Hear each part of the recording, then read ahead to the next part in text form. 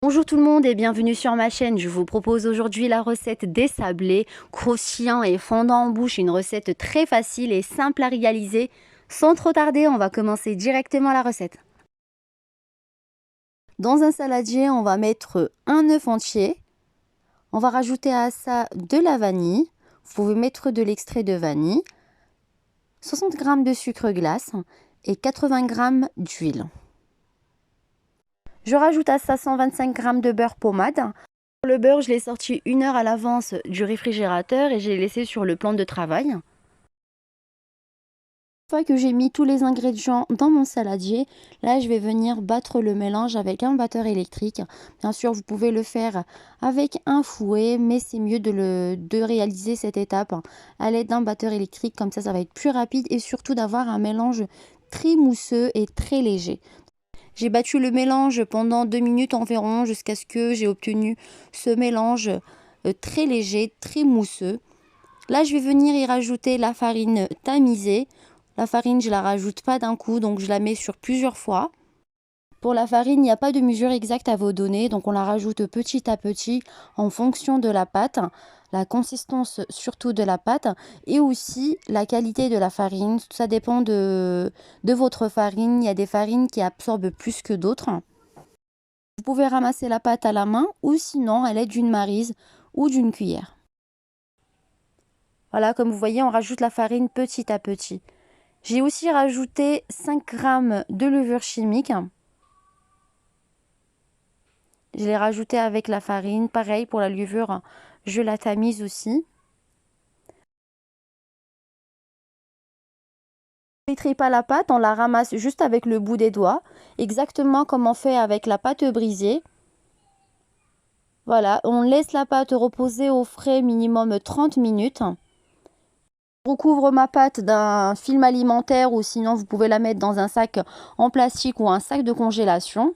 C'est très important de laisser la pâte se reposer et non pas la travailler directement. J'ai laissé la pâte reposer pendant 1 heure. Par la suite, je prends une petite partie. Donc, je prends une petite boule. Je vais venir l'étaler sur mon plan de travail. Vous pouvez fariner votre plan de travail si vous voyez que ça colle. Moi, comme ça colle pas, donc j'utilise pas de farine. J'étale la pâte finement selon l'épaisseur que vous souhaitez avoir. À l'aide d'un emporte-pièce, je vais commencer à découper des petits disques. Vous pouvez bien sûr utiliser n'importe quel emporte-pièce, carré, rond, en forme de cœur, c'est comme vous voulez.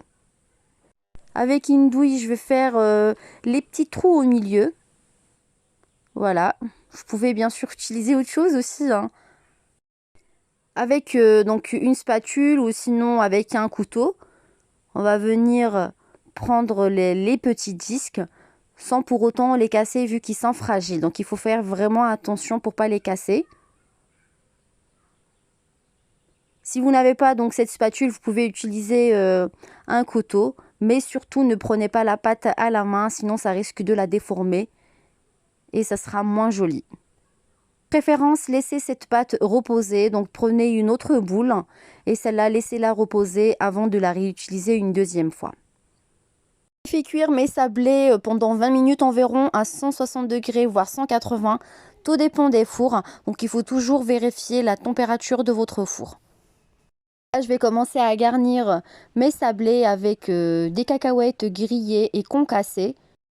Vous pouvez bien sûr mettre autre chose, par exemple des amandes grillées, des amandes effilées. Vous pouvez mettre de la noix de coco, du chocolat ou simplement les laisser nature.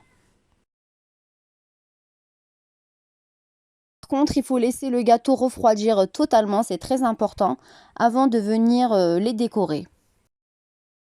La recette est très facile et très simple. Vous aurez des sablés très fondants et croquants. C'est une recette que j'utilise depuis vraiment des années et je ne peux pas la changer. Pour moi, c'est la base.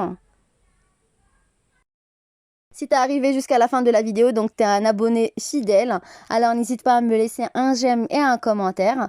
Sinon, si tu es nouveau sur ma chaîne, n'hésite pas à t'abonner aussi. Sur ça, je vous dis prenez soin de vous et à bientôt, Inch'Allah, pour de nouvelles recettes.